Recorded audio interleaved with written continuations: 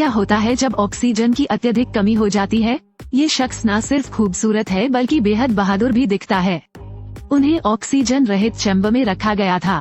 Oxygen खत्म होने के साथ साथ वो शरीर भी धीरे धीरे खत्म हो जाता है। आदमी का पूरा शरीर ऐसा लग रहा है जैसे उसे जला दिया गया हो। 7 दिन बाद वो आदमी एक राक्षस में बदल गया। लेकिन ये यातना नहीं है, यह उपचार है। आदमी को कैंसर है। ऐसी पीड़ा का अनुभव करते हुए डॉक्टर ने तुरंत कहा कि उनकी बीमारी ठीक हो गई है। इस शख्स का नाम वैड है। ये एक कमांडो सिपाही है और उनकी वेनेसा नाम की एक गर्लफ्रेंड है। दोनों 1 साल से साथ हैं। सोचा कि अगला दिन सुचारू रहेगा, लेकिन आज वैड बेहोश हो गए। पता चला कि वो स्वयं लाइलाज कैंसर से पीड़ित थे। इस बुरी खबर को जानकर वैड ने तुरंत वेनेसा से नाता तोड़ लिया, लेकिन उसने उसके साथ ये सब करने का फैसला किया। शाम को वैड आराम करने के लिए बार में गया। दुकान के मालिक ने तुरंत कहा कि पोशाक वाला व्यक्ति लंबे समय से उसका इंतजार कर रहा था। स्मिथ को ये जानने के बाद कि वैड असाध्य रूप से बीमार है, कहते हैं कि एक क्लिनिक है जो उन्हें बचा सकता है। इसके अलावा इससे वैड को अपनी क्षमता में सुधार करने में भी मदद मिलती है। लेकिन वैड को कभी यकीन नहीं हुआ कि आसमान से केक गिरेगा, इसलिए उन्होंने मना कर दिया।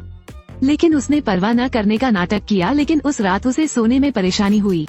अंत में उसने फिर भी दूसरे डॉक्टर को खोजने का विकल्प चुना। वैसे भी इससे बुरा कुछ नहीं हो सकता। जब वेनेसा गहरी नींद में सो रही थी, वैड ने अलविदा नहीं कहा।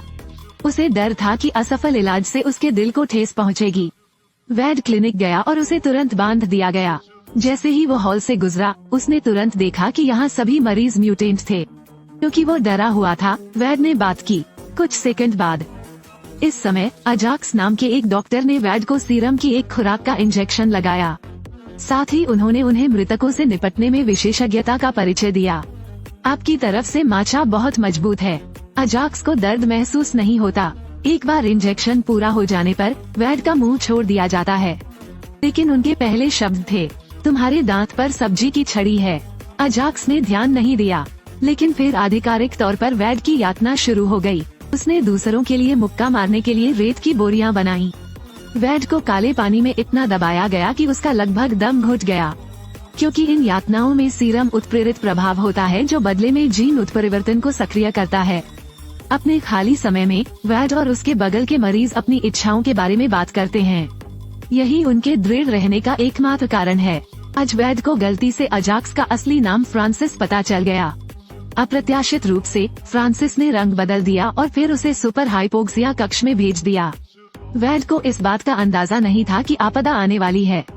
जब तक फ्रांसिस ने क्लिनिक का वास्तविक उद्देश्य नहीं बताया, पता चला कि उन्हें उत्परिवर्ती नहीं बल्कि उत्परिवर्ती दास बनाने थे। फिर ये लोग उन्हें बुरे काम करने के लिए भेजेंगे।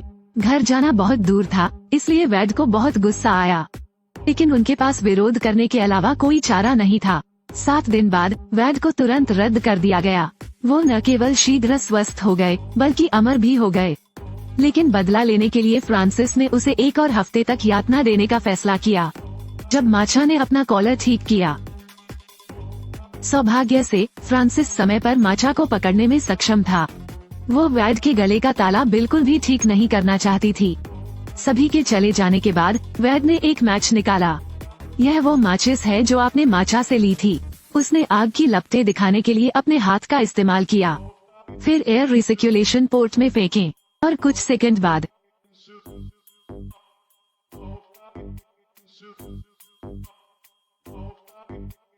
फ्रांसिस ने शोर सुना और भागा, लेकिन वैड भाग निकला। आग लगने के दौरान एक कुदाल ने उसे जमीन पर गिरा दिया, लेकिन फ्रांसिस के एक वाक्य ने उसे झिझकने पर मजबूर कर दिया। क्या तुम मुझे मारना नहीं चाहते? मैं ही एकमात्र व्यक्ति हूँ जो तुम्हारा बदसूरत चेहरा ठीक कर सकता हूँ। वैड का ध्यान भटकने का अवसर लेते हुए फ्रांसिस ने उसके शरीर में छेद करने के लिए एक स्टील पाइप का इस्तेमाल किया। अगली सुबह वैड रेंगते हुए मलबे से बाहर निकला। उन्हें तुरंत पता चला कि उन्हें कोई चोट नहीं आई है। इससे पता चलता है कि वैड के पास वास्तव में खुद को ठीक करने की शक्ति है। वो उत्साहित हो जाता है और वेनेसा को खोजने के लिए लौट आता है, परंतु सड़क पर लोग उसे घृणा की दृष्टि से देखते थे। इससे वैड अपना सारा साहस खो देता है और अब वेनेसा से मिलने का साहस नहीं रखता। वो अपने अच्छे दोस्त जेरेमी के पास पहुंचा। ये दोस्त भी वैड से डरा हुआ था। जेरेमी के सुझाव पर वैड ने अपना नाम बदलकर डेडपूल रख लिया।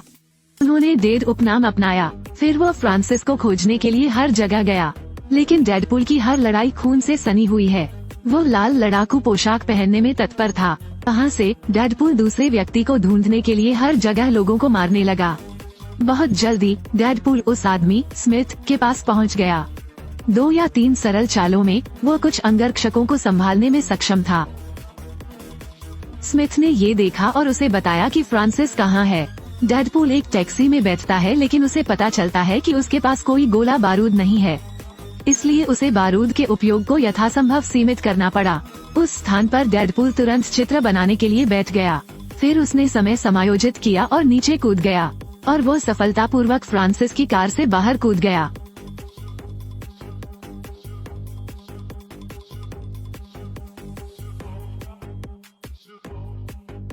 मैं किसी को ढूंढ रहा हूँ, क्या आप इस व्यक्ति से मिले हैं? वैड गुस्से में है। उसने तुरंत बिजली बंद कर दी, जिससे प्रतिद्वंद्वी दर्द से चिल्लाने लगा। कार के बाहर मोटरसाइकिल पर एक आदमी चला गया। वैड ने तुरंत एक को बाहर कर दिया।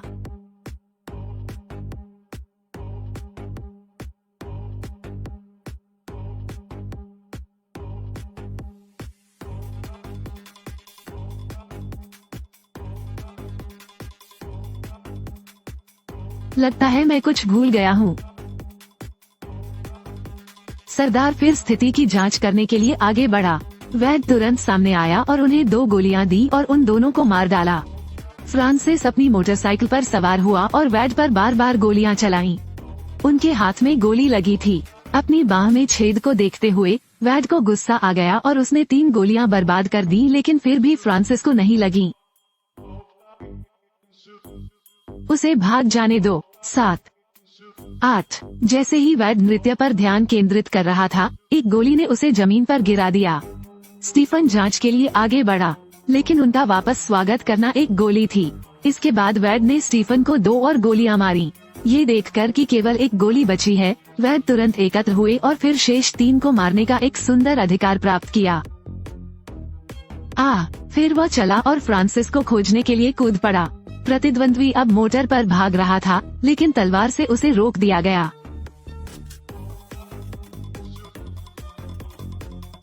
वैड ने फ्रांसिस को पकड़ लिया और किनारे पर फेंक दिया। उसने अपनी तलवार का इस्तेमाल किया और फ्रांसिस के शरीर में वार कर दिया।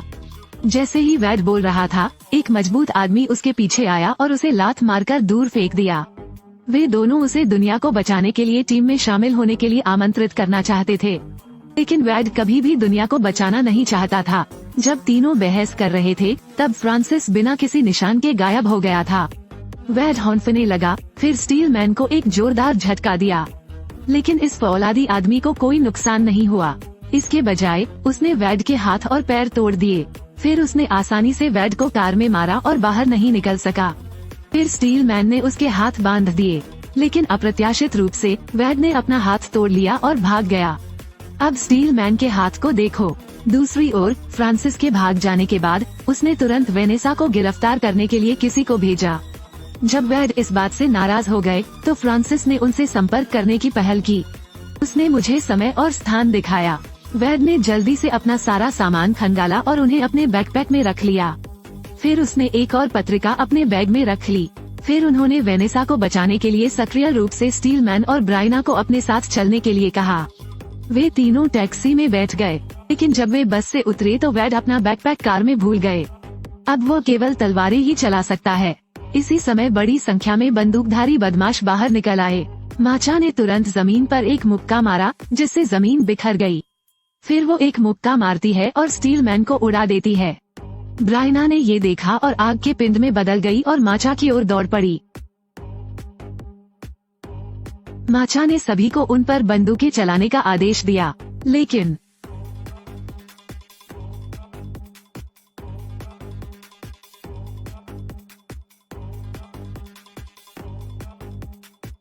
ब्रायना ने अपनी पूरी ताकत लगाकर बच्चों की कार को दीवार से टकराया, जिससे वे टुकड़े टुकड़े हो गए।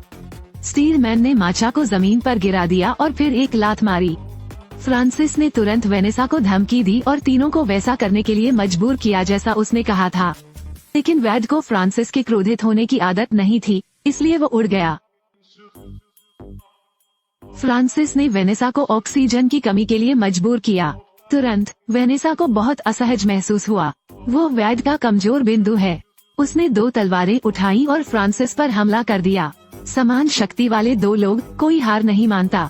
लेकिन इस समय वैड ने वेनेसा को घुटन की भावना से छुटकारा पाने में मदद करने के लिए ऑक्सीजन भूखे कक्ष की ओर तलवार फेंकी। तलवार खो जाने के कारण वैड कमजोर स्थिति में रह गया। हालांकि उसने फ्रांसिस के हथियार को उड़ते हुए गिराने की कोशिश की, लेकिन फ्रांसिस ने अपने पैर से चाकू निकाला और वैड के सिर में वार कर दिया।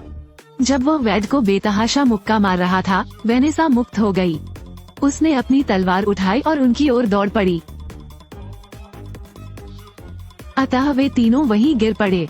वैड ने वेनेसा के साथ दिल भी बनाए। उसी समय स्टीलमैन की गला घोंटकर हत्या होते देख ब्रायना को आखिरी चाल चलनी पड़ी। मैं उसे केवल एक उल्कापिंड के रूप में देखता हूँ। विस्फोट के दौरान फ्रांसिस एक बैरल से टकराकर गिर गया।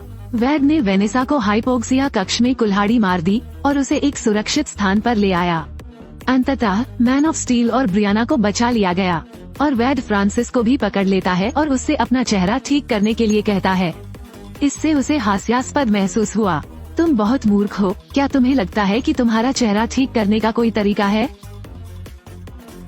असंभव। वैड ने एक मिनीगन निकाली और उसे फ्रांसिस के सिर पर तान दिया। उस इस्पात पुरुष ने उन्हें सहिष्णु और उदार बनने की सलाह दी। वैड ने उसकी ओर देखा। वेनेसा आगे बढ़ती है और उसे थप्पड़ मारती है। फिर उसने वैड का हेडबैंड उतार दिया। अप्रत्याशित रूप से अंदर एक और मुखौटा था। वैड का असली चेहरा देखने के बाद वेनेसा को नर्वस ब्रेकडाउन से प्यार हो गया, परंतु वो उसके लिए और भी अधिक दुखी हुई। लेकिन वैसे भी प्यार को दिखावे की क्या परवाह होती है। आखिरकार उन दोनों ने जोश से चूमा। रहस्यवादी क्लिनिकों में लोगों को मारने के शैतानी तरीके होते हैं, यहाँ तक कि लोगों को म्यूटेंट में बदलना भी। लेकिन उनकी गर्लफ्रेंड उनसे परहेज नहीं कर रही हैं। फिल्म यहीं समाप्त होती है। नमस्ते, फिर मिलेंगे।